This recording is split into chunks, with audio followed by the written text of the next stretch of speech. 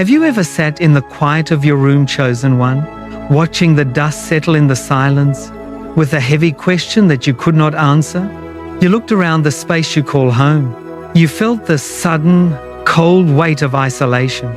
You looked at your phone, hoping for a message, but the screen remained dark. You listened to the silence, hoping for a whisper, but the air remained empty. You felt the sudden, sharp ache of feeling completely alone. Perhaps it was after a busy day. Perhaps it was in the middle of a sleepless night. Or perhaps it was in the middle of a crowd where you felt more invisible than ever. You sat in the quiet, asking the Father why. You asked him why he feels so distant. You asked him why his presence feels like a memory. You felt the heavy weight of loneliness pressing down on your chest. You wondered if he had forgotten your name. You wondered if your prayers were hitting a brass ceiling. You sat in the dust of your own routine, believing that the silence was proof that you were walking this path alone. You thought that because you could not see him, he was not there. You thought that because you could not feel his warmth, he had turned his face away. But the silence is not empty, chosen one. It is filled with his presence. The darkness is no void. It is the shadow of his wings. But hear me closely today, chosen one.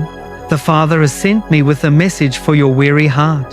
The silence you are feeling is not a sign of his absence. It is not proof of his indifference. It is actually the opposite. You are feeling the quiet because he is drawing you close. You think you are hidden in the dark, but you are actually in the shadow of his hand. Before you can learn to see him in everything, you must realize that you are seen by him. He is watching you in the silence. He is observing every tear you shed. He is counting every sigh that leaves your lips.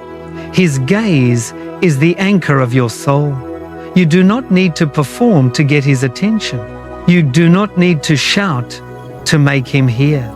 He is already there, standing in the quiet room with you. He has been there through every moment of your confusion. He was there when you felt rejected. He was there when you felt abandoned. He was there when the doors slammed shut in your face. He did not walk away when the world turned its back on you. He stood closer than your own breath. He watched you weep, and he held your tears in his bottle. As C.S. Lewis wrote in his profound work, The Weight of Glory, the promise of glory is not merely that we shall see God, but that we shall be seen by him, to be loved by him, to be recognized by him. Think of the depth of this truth, chosen one.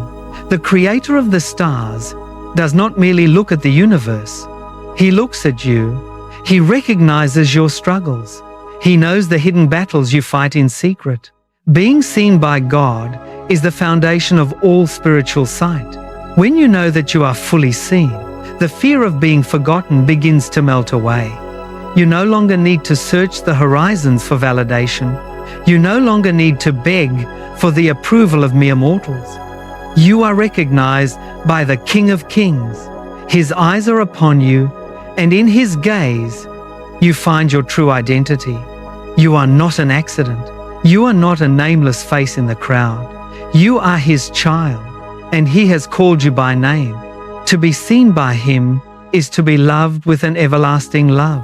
It is to be known in your worst moments and still be chosen for his highest purpose. This is the great truth written in the scriptures.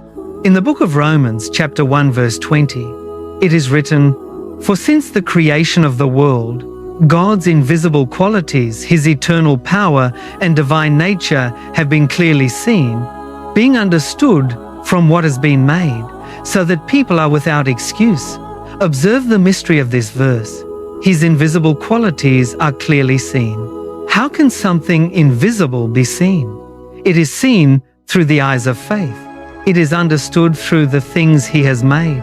The wind that rustles the leaves is invisible, yet you see its power in the bending branches. The love that guards your heart is invisible, yet you feel its warmth in the quiet moments. God has left His fingerprints on every detail of creation. He has woven His presence into the fabric of your day. You do not need to climb into the heavens to find Him. You only need to open the eyes of your spirit. He is in the rising sun. He is in the morning breeze. He is in the kindness of a stranger. He is in the strength that gets you out of bed when you want to give up. His invisible power is holding all things together. So, let your spirit settle in this assurance. His gaze is the anchor that holds you steady. When the storms of life threaten to sweep you away, remember that He has not blinked. He has not turned His face from you. His silence is not the silence of abandonment. It is the silence of a mother watching her sleeping child. It is the silence of a builder admiring his design. He is holding you in the palm of His hand. You are the focus of His relentless love. Every detail of your life is being orchestrated by His wisdom. You are never truly alone. The darkness is not dark to Him. The silence is full of His potential. Rest in the knowledge that you are seen, loved, and recognized. Let this truth wash over your weary mind. Let it quiet the voices of accusation. Let it silence the whispers of defeat. You are not forgotten, chosen one. You are watched over by the one who never slumbers nor sleeps. If you feel this truth settling in your soul today, chosen one, if you are ready to rest in the comfort of His gaze, let the heavens hear your declaration of faith. Type, "He sees me" in the comments. Let this be a marker in the spirit realm. Let it declare to every spirit of fear and isolation that you are not forgotten. You are seen by the living God. And now, chosen one, as you rest in the security of His gaze, let us step into the light of His revelation. Let us train our minds to see His hand in the moments that follow. Why is it so difficult to see Him, chosen one? Why do we walk through our days feeling spiritually blind? It is because we are looking for the wrong thing. We treat God like an object in the room. We search for Him the way we search for a lost key or a missing book. We want a physical sign. We want a sudden, dramatic appearance. We say, "If God is here, let Him show Himself to me." We want Him to stand in front of us so we can point our fingers and say, "There He is." But God is not a piece of furniture in the universe. He is not a limited object that can be contained in a corner. When you search for Him that way, you will always end up disappointed. You will look at the empty space, and you will conclude that He has abandoned you. But you are looking at the wrong thing. You are looking for Him in the wrong way. He is not an object within your vision. He is the very ground of your sight. As C.S. Lewis wrote in his famous essay, The Weight of Glory, "I believe in Christianity as I believe that the sun has risen, not only because I see it, but because by it I see everything else." Think about this profound shift in perspective, chosen one. You do not spend your day staring directly at the sun. If you do, you will go blind. Instead, you turn your back to the sun and you use its light to see the path ahead of you. You see the trees, the mountains, and the faces of those you love. You know, the sun is there, not because you are looking at it, but because everything else is visible because of it. This is how you see God. You do not see Him by looking for a spectacular event. You see Him by looking at your life through His truth. By His light, your trials make sense. By His light, your pain has a purpose. By His light, even the ordinary moments of your day are filled with eternal significance. Let us expand on this beautiful metaphor. The sun does not need to shout to prove its existence. It simply rises and the darkness flees. It floods the valleys and warms the earth. You do not need to feel the heat of a furnace to know that summer has arrived. You only need to look at the flowers in bloom. In the same way, the presence of God is the light of your mind. When you have peace in the middle of a storm, that is His light. When you find the strength to forgive someone who hurt you, that is His warmth. When you feel a sudden spark of hope in the middle of grief, that is His dawn breaking through your night. You are seeing Him in those moments. You are seeing His handiwork. You are experiencing His active grace. Stop demanding a lightning bolt and start noticing the daylight that is already around you. This is what the psalmist discovered in his deepest moments of reflection. In the book of Psalms, chapter 139, verses 7 through 10, it is written, "Where can I go from your spirit? Where can I flee from your presence? If I go up to the heavens, you are there. If I make my bed in the depths, you are there. If I rise on the wings of the dawn, if I settle on the far side of the sea, even there your hand will guide me. Your right hand will hold me fast." Think of the absolute containment of this truth. There is no space where He is not. If you climb to the peak of your success, He is there. If you sink to the deepest pit of your depression, He makes His bed with you. He is in the transition of the dawn, and He is in the silence of the far sea. You cannot escape Him. You cannot find a room so dark that His eyes cannot penetrate. The issue is not that He is absent. The issue is that our eyes are closed to the light that is already shining. To train your mind is to practice this constant awareness. It is a daily discipline. Chosen one. It begins when you wake up in the morning. Instead of reaching for your phone, reach for His presence. Say to your soul, "The Lord is in this room." Train your eye to see Him in your ordinary chores. See Him in the water that cleanses, in the food that nourishes, in the breath that keeps you alive. When you face an unexpected delay in traffic, do not see it as an annoyance. See it as His hand pausing your timeline for your protection. When you face a difficult conversation, do not see it as a threat. See it as His classroom, teaching you patience and humility. Every event is a window into the divine. Every person you meet is an image bearer of the Creator. The world is crowded with Him. You only need to train your mind to notice. If you are ready to shift your vision, chosen one, if you want to stop searching for signs and start walking in His light, make your request known in the physical and spiritual realms. Type "Open my eyes" in the comments below. Let it be a prayer that cuts through the blindness of routine. Let it declare that you want to see Him in the small things, in the hard things, and in the quiet things. And now, chosen one, as the eyes of your spirit begin to adjust to His light, let us prepare for the storm that tests our new sight. But what happens, chosen one, when the skies of your life grow dark?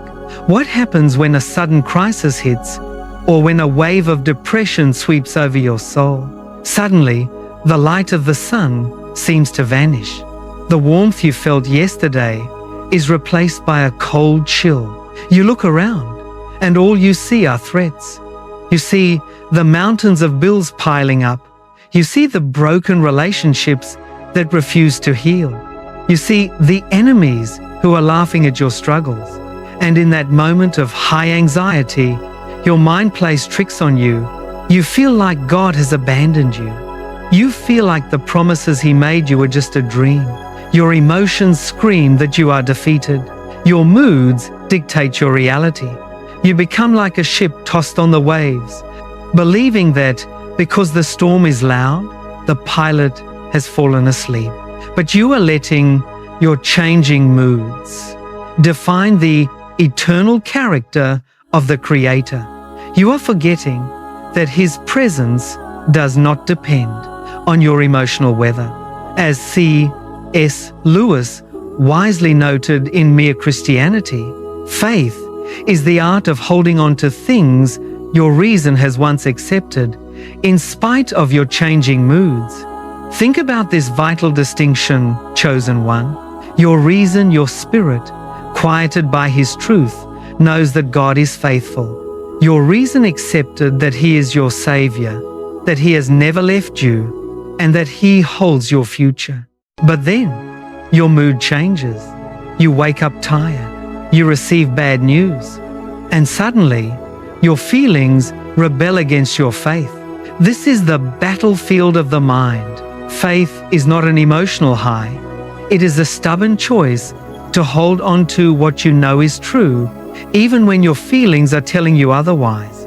When your moods scream that you are alone, reason must whisper, "He is still here." When your emotions tell you that you are going down, reason must declare, "He is my anchor." This is exactly what occurred during a time of great danger in Israel. In the second book of Kings, chapter 6, verses 16 and 17, it is written, "Don't be afraid," the prophet answered. "Those who are with us are more than those who are with them." And Elisha prayed, "Open his eyes, Lord, so that he may see." Then the Lord opened the servant's eyes, and he looked and saw the hills full of horses and chariots of fire all around Elisha. What a stunning revelation, chosen one. The servant woke up, looked at the city, and saw it surrounded by an enemy army. His mood immediately shifted to terror. He cried out in despair, but Elisha was calm. Why? Because Elisha was not looking with physical eyes. He knew the invisible army of God was already there. The chariots of fire did not arrive because Elisha prayed. They were already standing guard. The prayer was simply for the servant's eyes to be opened to see them. Today, you are surrounded by the host of heaven. The problems you see are real, but the protector you cannot see is far greater. Let us expand this vision in your spirit. You look at your bank account and you see scarcity, but God's supply is standing in the hills. You look at your body and you feel weakness, but His healing power is already encamped around you. You look at the people who are plotting your downfall and you feel threatened, but the angels of the Lord have double-bolted the doors of your future. The enemy wants you to focus only on his horses. He wants you to count his chariots. He wants to fill your mind with the noise of his armor. But the Father is saying, look higher. Look beyond the horizon of your physical senses. The fiery chariots of His presence are surrounding your life. He has established a perimeter around your heart. Not a single arrow of the enemy can penetrate his shield. You are guarded by the sovereign host. You are kept in perfect peace. To survive this battlefield, you must master your moods. You cannot let a bad day ruin a covenant promise. When the whispers of doubt start to creep in, you must confront them with the ledger of His faithfulness. Remind your soul of the times He pulled you out before. Remind yourself of the doors He opened that no man could shut. Write it down. Keep a record of His wonders. When your emotions try to mutiny, look at the evidence of His constant care. Reason tells you that the God who saved you yesterday is the same God who is with you today, and the same God who will deliver you tomorrow. Do not let the temporary storm of your feelings rob you of the eternal anchor of His word. Stand firm on the rock of His truth. Let your mind be trained to refuse the lies of the dark. If you are standing on that rock today, chosen one, if you are ready to tell your feelings that God's truth is final, make a declaration that echoes in the spiritual realm. Type "He is here" in the comments. Let it be a shout of victory in the face of your doubts. Let it signal to the invisible chariots of fire that you recognize their presence around you. Declare it with boldness. He is here. And now, chosen one, as you stand surrounded by His fiery guard, let us look at the painful renovations He is making in your life. But there is another test of sight, chosen one. It is the test of the renovation. What do you see when the walls of your life are being knocked down? What do you see when a door you loved is not just closed, but completely torn off its hinges? What do you see when a structure you spent years building is demolished in a single season? Your immediate reaction is to cry out in grief. You look at the dust. You look at the piles of bricks. You look at the gaping holes in your life, and you see only destruction. You scream, "The enemy is destroying my life."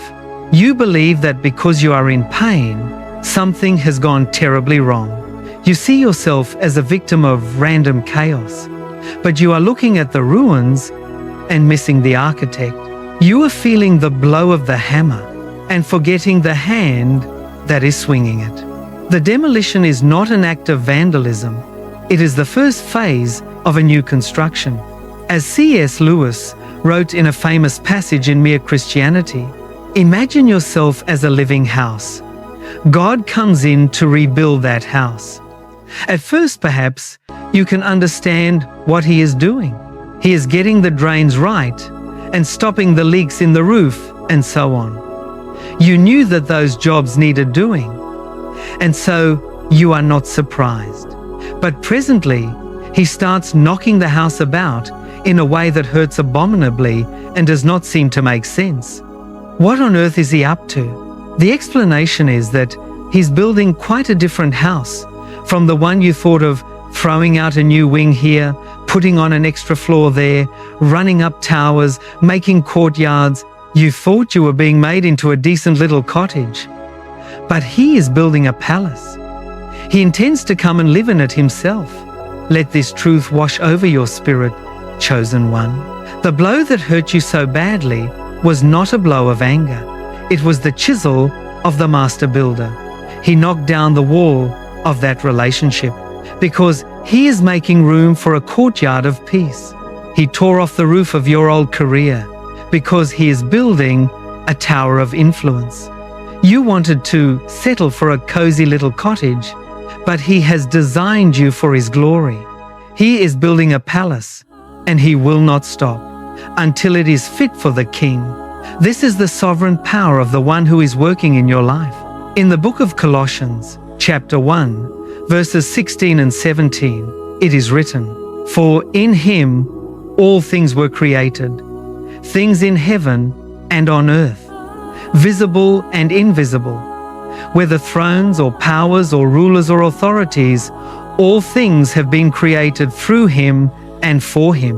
He is before all things, and in him all things hold together." Observe the absolute reach of his authority. Visible and invisible. Everything was created through him and for him. And most importantly, in him all things hold together. When your world feels like it is falling apart, it is actually falling into his hands. The pieces that fell away were not holding you together. He is the mortar between the bricks of your life. He is the foundation that cannot be shaken. Even when the scaffolding collapses, the building is secure because he holds it in his hands. Let us expand on this builder's design. No construction site is clean. It is always noisy, dusty, and full of debris. If you visit a building in the middle of its renovation, you will not see the beauty of the design. You will only see the mess. You will see tools scattered everywhere, exposed pipes, and half-painted walls. If you did not know the architect, you would think it was a disaster. But the builder does not look at the mess. He looks at the blueprints. He sees the finished palace. He knows exactly why that wall had to go. He knows why the floor had to be ripped up. Today, you are looking at the dust of your middle chapter. You are looking at the raw wood and the wet cement. But the Father is looking at the finished temple. He is looking at the glory that will fill the new rooms. Trust the process, chosen one. The noise of the hammer is the sound of his love. To train your mind is to see his hand in the ruins. Look at the things that fell apart in your past. With the eyes of faith, you can now see the blueprint. That door that closed years ago, it kept you out of a room that would have destroyed your destiny. That relationship that collapsed, it broke your heart, but it saved your future. That position you lost, it forced you out of the cottage so you would be ready to walk into the palace. Every blow of the chisel was measured. Every renovation was intentional. He has never made a mistake in his construction. He has never torn down a wall without a plan to build something better. Praise him in the middle of the dust. Thank him for the hammer.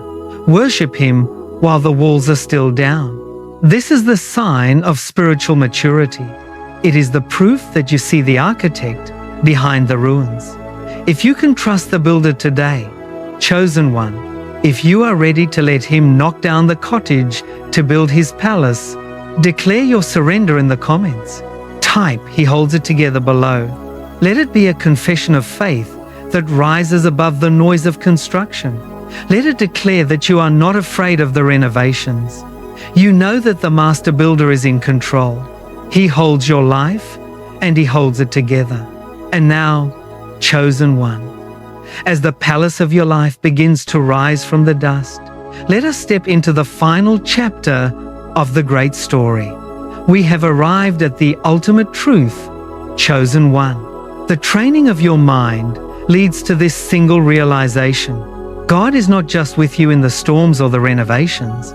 He is with you in the silence. He is the quiet companion who walks beside you. When the room is empty and the world is asleep, you do not need to feel dramatic feelings to know He is near. You do not need a voice from heaven to know He is listening. He is the constant presence that fills the background of your life. We live in a world that is obsessed with noise. We fill every silent moment with distraction. We run from the quiet because we are afraid of what we will find. But it is in the quiet that the unseen companion speaks. He does not shout to get your attention. He whispers. And to hear a whisper, you must quiet your soul. You must train your ear to hear the sound of His breathing. You must recognize that the silence is not empty. It is heavy with His love. This is the reality of the omnipresent Creator. In the book of Jeremiah, chapter 23, verses 23 and 24, He asks, "Am I only a God nearby, declares the Lord, and not a God far away? Who can hide in secret places so that I cannot see them, declares the Lord? Do not I fill heaven and earth, declares the Lord?" Let these questions penetrate your heart, chosen one. He is not a localized deity. He is not confined to a building made by human hands. He fills the heavens and the earth. There is no secret place where you can hide from Him, and there is no lonely place where He cannot reach you.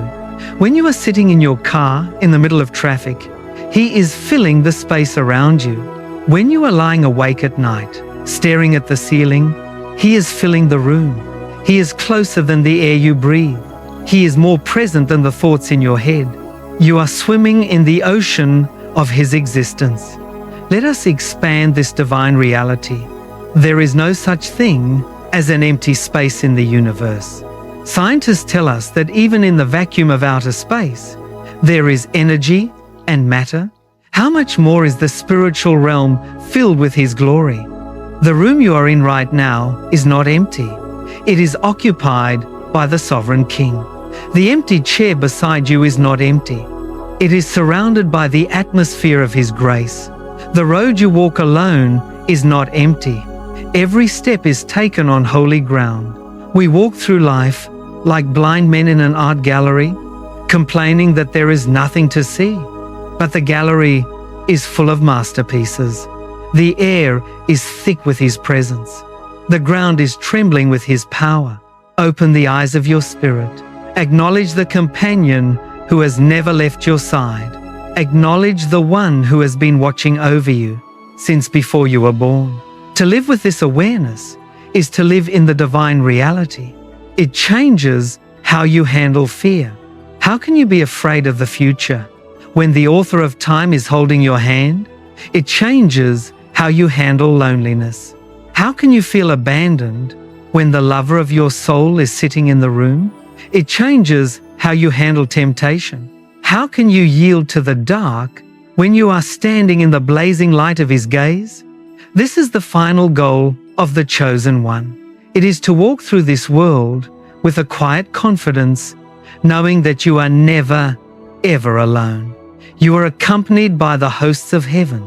You are sheltered by the wings of the Almighty. Your mind is no longer a prey to anxiety. It has been trained to rest in the sanctuary of His presence. You have learned to see Him in everything. If you are ready to walk in this constant awareness, chosen one, if you are ready to step out of the cottage and into the palace of His design, make your declaration of readiness. Type, "I am ready" in the comments. Let it be a sign to the spiritual realm that your training is complete. You are ready to see Him in the sun, ready to see Him in the storm, and ready to see Him in the ruins. Declare it with expectation. I am ready. And now, chosen one, as we seal this sermon, receive the peace that passes all understanding. Receive the vision that sees the invisible. Receive the strength that holds on to the eternal. If you receive this blessing today, type "I receive it" in the comments. Let it be the final anchor that locks this message into your heart. Claim it as your truth. I receive it. Now, go forth, chosen one. Walk through the days ahead with your eyes wide open. Look at the trees and see His design. Look at the storms and see His chariots. Look at the ruins and see His blueprints. And in the quiet moments of your day, listen for the whisper of the companion who is always there. May the Lord bless you and keep you. May He make His face to shine upon you and give you peace. Remember who you are. You are the chosen one, and He is with you always, even to the end of the age. Amen.